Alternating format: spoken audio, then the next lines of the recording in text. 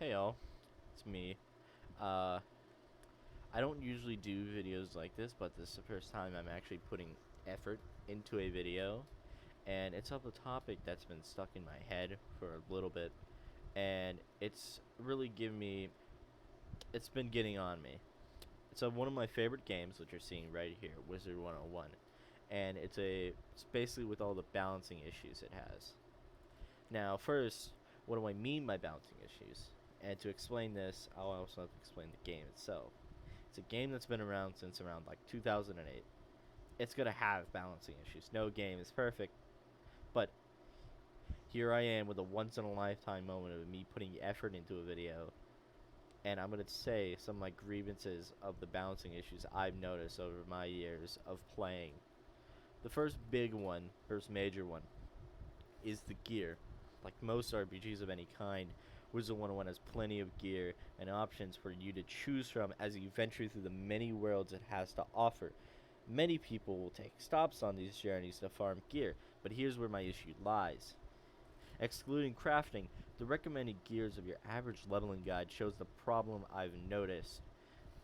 Once you hit level 30, you would go to Aquila, run the Mount Olympus dungeon, try to get your hands on the Zeus gear. Then the guys recommend you keep that same gear until level 60 to run waterworks, and then keep getting that gear until level 100 to run Darkmoor the dual gauntlets. Now, while it's fine to most, it's been fine to me. That feeling of not being able to wait until the next even level to see what your upgrades you can get for your character. Fuck. Okay, I'm sorry. I'm very sorry.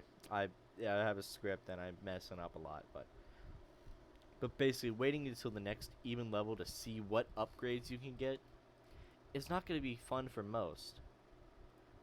Like, why would you want to play a game and wait from 30 to 60 to see what upgrades? You would want to get upgrades just whenever you get level 35, level 40. You want to see what upgrades you can get.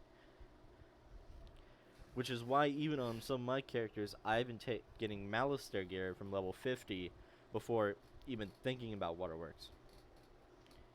It's worked out well for me, but most people have been fine with this way for as long as can.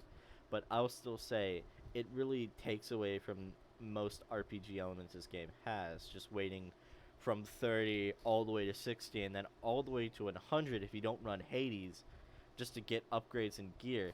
And even from there, level 100 to 130, now it's kind of off down the drain, and then 130 from 150 if you're still willing to get Merciless gear to 160 Novus gear, which is that's about to be just outdated whenever fall comes around with Roller Room. But I've gone a bit too far with that. But my next section is with spells and PvP. PvP and RPG games go hand in hand. It's very common in Wizard 101, especially at the heights of its popularity. But I've still noticed noticed issues with this. In spells, take fire for example. Their first shadow spell is called Fire from Above. It's a really nice spell. It used to be one of my favorite spells because it was hard hitting, it looked nice, and it even put traps if I did not kill. Now, the video is going to be paused here because I'm doing this. This is the old version right here. This is the old version, Fire from Above. 11k to 13k, and then 25% traps afterwards. This is the current spell. After the hit, you get 20% traps, which is a straight nerf there, and you have to wait 5 turns just to get the max damage from this. That's so annoying. While S'more's Machine is also really great, especially if you go down the cheap path, the pip small conversion path, it's still a very hard hitting spell to help me out. But I love this spell way more. I just loved its looks. It was the first shadow spell I ever got to use, so it has a special place in my heart. And I hate it that this spell has now been turned into a PvP like spell. And that's my same thing with, say, another fire spell, Blast Off, the old one's spell. It just kind of, it's just not very thing. It's a very niche spell used mainly for PvP over being able to be used most of the time in PvE. I'm not saying everything should be catered towards PvE. PvP and PvE are two very different things, and both have they have to have a balance between both. But I would say that it PvE should not struggle, should not be changed because of changes to PvP. And why I've always been saying that they need to literally just have different spells for PvP and PvE. It's kind of the way how some spells are banned in PvP. Let me see. Yeah, right here. Handsome Fomori, Potent Trap, Sharpened Blade, the enchants. Those are banned in PvP. But still, there should be different spells, like, say, Fire from Above. It does the hit, the 25 traps in PvE, but in PvP, it could do the damage over time in the 20 traps. It's very simple I say it's very simple, but I don't know how to code. It could be very not simple.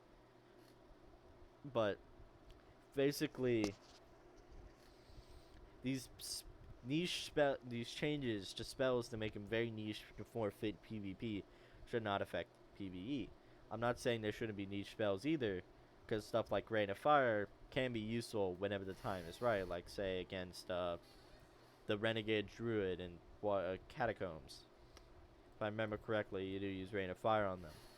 But I've gone long enough on that part of the rant.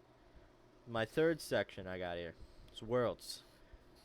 There's one thing members of the Wizard101 community can agree on me with this. Arc 2 is long. Really, it's really long. Dragonspire, the world right before Arc 2, has 10 areas you go through and quest through. I don't know why I just said it weirdly, but Celestia has 10 as well. So does Safaria. So what am I getting at here? The quest lines, they get longer and longer. And taking into account worlds after that have more areas, Avalon having 15 and Azteca have 19, not counting the areas that involve heavy backtracking, and Chrysalis having 28 different areas you go through. I mean, it has a part 1 and 2, but still. 21 of them are in Chrysalis part 1 specifically. That's crazy. And plus, taking into account the bosses get ramped up in difficulty in Avalon and Azteca. Like, I'm talking 20k HP for a wizard that has 4k at most. I believe my myth had 4k going through Chrysalis before I even touched Darkmoor gear. It can be incredibly unforgiving for new players if they get that far. It was for me on my first go-through of Azteca. And I did most of it solo, both on my myth and my fire. So you can get my point. Arc 2 has a lot of issues in terms of progression, and a bit of rebalancing could really do these worlds good, and maybe make Azteca liked by this community. Okay, I know I've already passed it, but, like, another thing with the worlds being really long that I noticed recently, Polaris feels so goddamn short. Excuse my language, but it just feels so short. Like, I went through it in, like, not counting exactly how long I played, I did it in like 3 days. Not counting like how many hours exactly I did, just over the course of like 3 days of me just playing for a bit, I finished Polaris on my myth. It was surprisingly quick. And coming after Chrysalis that had the 28 different areas, it was weird. Mirage has felt so quick already, even though I don't even think I'm even halfway through. It's felt a bit quick. But enough on all that. I ran a lot. I have my little final thoughts here. Wizard101 has always been one of my favorite games. There's no doubt about it by me. And it pains me to have all these issues with it. And I just wanted to get them out there. So, thanks for watching. Or something.